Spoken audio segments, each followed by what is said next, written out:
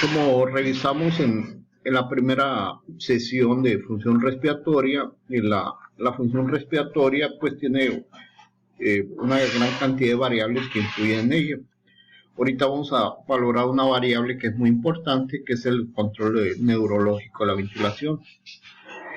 Entonces aquí dice, la respiración depende de estímulos repetitivos desde el cerebro, ¿no?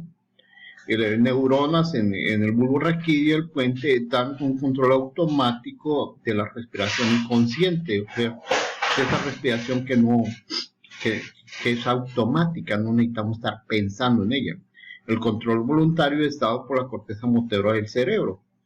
En el bulbo raquídeo, ¿qué contiene? Contiene neuronas inspiratorias que disparan durante la inspiración, neuronas expiratorias que disparan durante una expiración forzada. Las fibras viajan pues, a la médula espinal, a las motoneuronas de la anterior, pues las fibras que van al nervio frénico para ir al diafragma y los nervios intercostales que van a los músculos intercostales. Aquí nomás un comentario, acuérdense que el nervio frénico nace el plexo cervical, donde también llega la sensibilidad del hombro.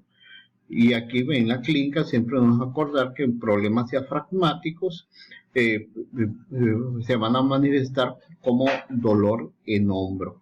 ¿Okay? Bueno, esto ya lo conocen ustedes. Aquí está el tallo cerebral, ¿no? Aquí está el bulbo, aquí está el puente, aquí está el mesencéfalo. Entonces, en el bulbo raquídeo hay 12 centros respiratorios, ¿no? El centro inspiratorio, que es dorsal, es el grupo respiratorio dorsal, que es el que más frecuentemente dispara, ¿no? Y pues para hacer una respiración más profunda cuando uno inhala. Provoca un alargamiento, una mayor duración de la inspiración, más cuando esta respiración es prolongada y obviamente que la frecuencia cardíaca se hace menor. El centro expiratorio, que viene siendo un grupo respiratorio ventral, está involucrada en la expiración forzada. El puente, la protuberancia es importante. O el centro neumotáxico, que está en el puente alto, ¿no? Dice, él envía impulsos inhibitorios continuos al centro inspiratorio del bulbo raquídeo, ¿no?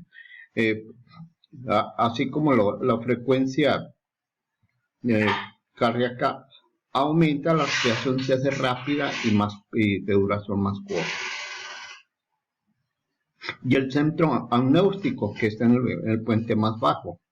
Entonces aquí vean el centro inspiratorio, que es más dorsal, el centro expiratorio, que es más ventral, ¿no? Y aquí pues está el centro neumotáxico, ¿no? Y el centro amniótico, ¿no? Que tiene que ver con el acortamiento de la respiración. Y esto aquí a nivel central vemos el centro amniótico y el centro inspiratorio.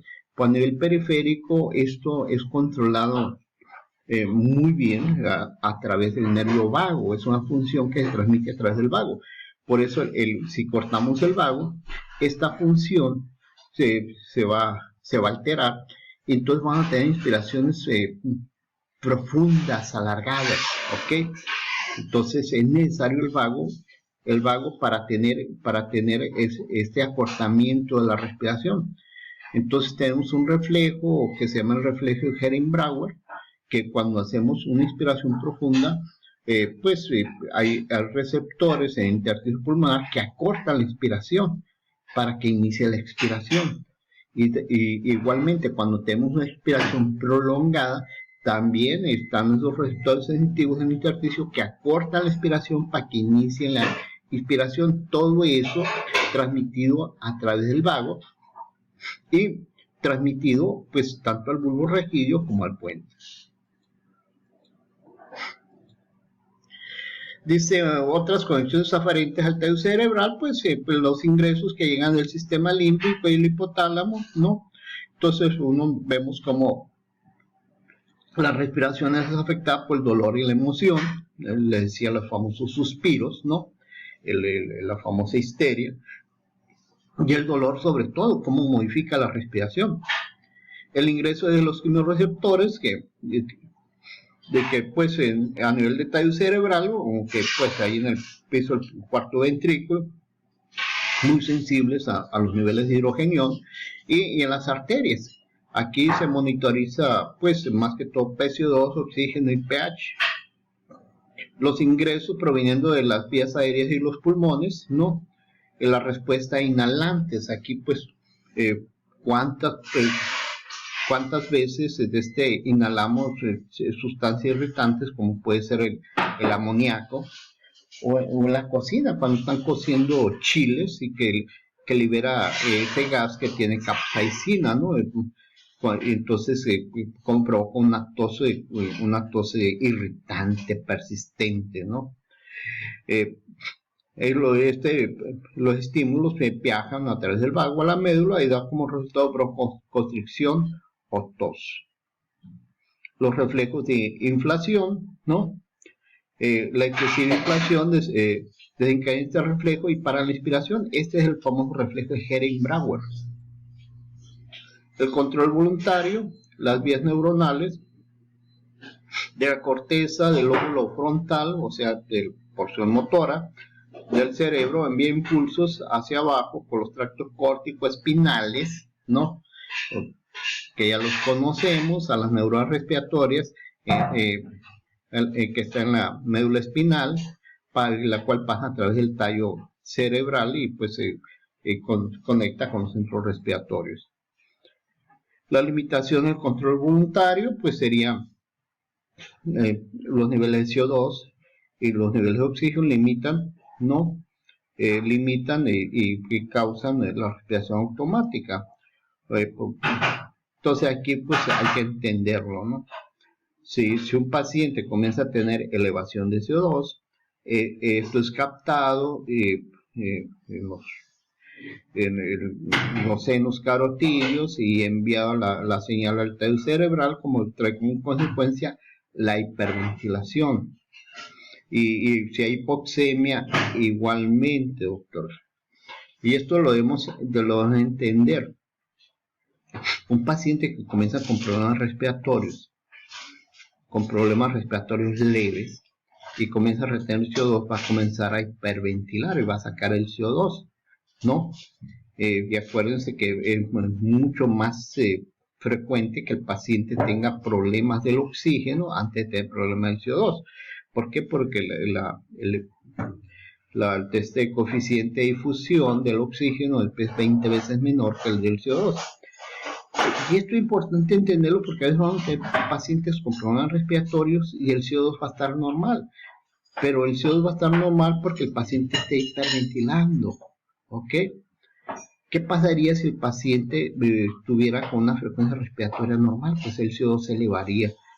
Entonces, tenemos el paciente que tiene una frecuencia respiratoria elevada, le tomamos gasometría y el CO2 está normal, pero pues está normal porque tiene la frecuencia respiratoria elevada. Si esa frecuencia respiratoria bajara a lo normal, provocaría retención de CO2, ¿ok? Si el paciente tiene hiperventilación, tiene una frecuencia respiratoria elevada y tiene retención de CO2, pues ya es un problema serio. Porque imagínense ese paciente que tuvo una frecuencia respiratoria normal, ¿cómo estaría el CO2? ¿No? El CO2 se le iría a 60, 70 milímetros de mercurio y obviamente que ahí ya va a haber problemas del oxígeno, hipoxemia. Bueno, entramos a otro tema que es la composición del aire. Y acuérdense que el aire es una mezcla de gases, ¿no? Y cada gas en el aire contribuye con su presión parcial. Entonces, al nivel del mar, donde hay una atmósfera, hay una presión atmosférica de 760 milímetros de mercurio. Entonces, de los cuales el nitrógeno constituye el 78.6% de la atmósfera, ¿ok? o sea, 78.6 por 760 milímetros de mercurio. La presión parcial del nitrógeno al nivel del mar sería aproximadamente 597 milímetros de mercurio. Y esto hay que entenderlo, doctores, porque así como tenemos nitrógeno en el aire ambiente, nosotros inhalamos nitrógeno, pasamos nitrógeno a través de los alveolos, va el nitrógeno a la sangre, va el nitrógeno al intersticio, va el nitrógeno adentro de la célula. Los tenemos en nitrógeno. ¿Cuándo nos vamos a dar cuenta de esto? Entonces, por ejemplo, en los buzos, que pues les comprimen aire, que no nomás es una atmósfera, son 2, 3 atmósferas, entonces esto multiplíquenlo por 2 y entra el buzo al agua y va a inhalar una presión de nitrógeno más elevada, ¿ok? Entonces cuando el buzo va a emerger, lo tiene que hacer lentamente para permitir que este nitrógeno comience a salir de sus tejidos.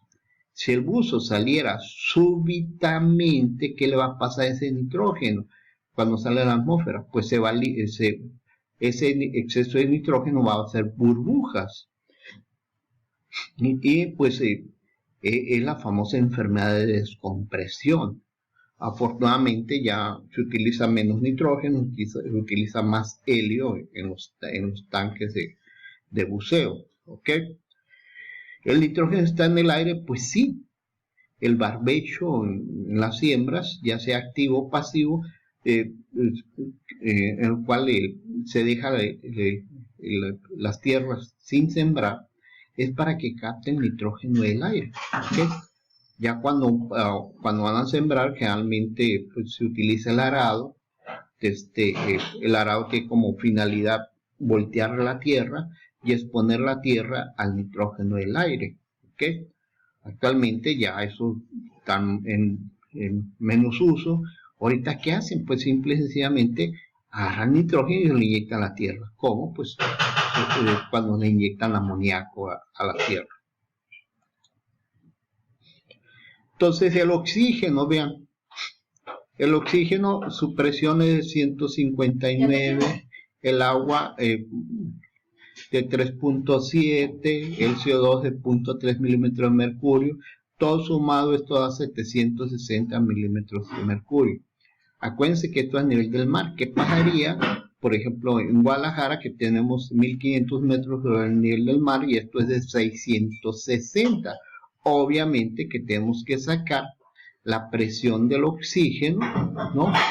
El 21% de 660. O en la Ciudad de México, que su altura está como en 2300, 1500 metros sobre el nivel del mar, y que su presión atmosférica es de 550, pues vean que la presión parcial del oxígeno va a ser más baja, ¿ok?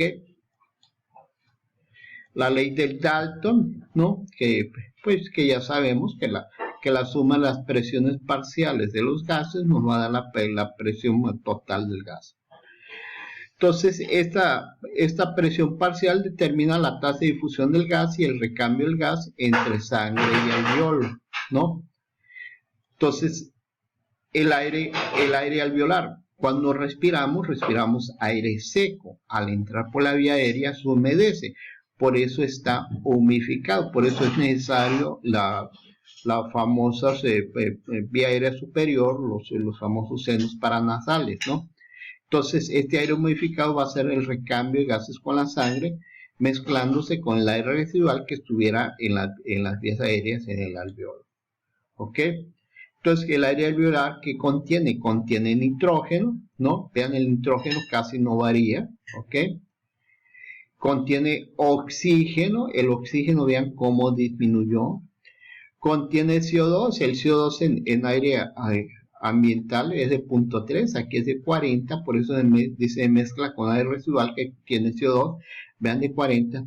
Y el aire que generalmente tiene una presión de agua muy bajo, es un aire seco, se transforma en aire húmedo y vean la presión del vapor de agua en el aire de nuestras vías aéreas. Entonces aquí está un esquema, doctores, ¿no? Vean la presión del nitrógeno, ¿no? En el aire inspirado, en el aire alveolar del oxígeno, comparen los doctores y tengan aquí el video y véanlo detalladamente.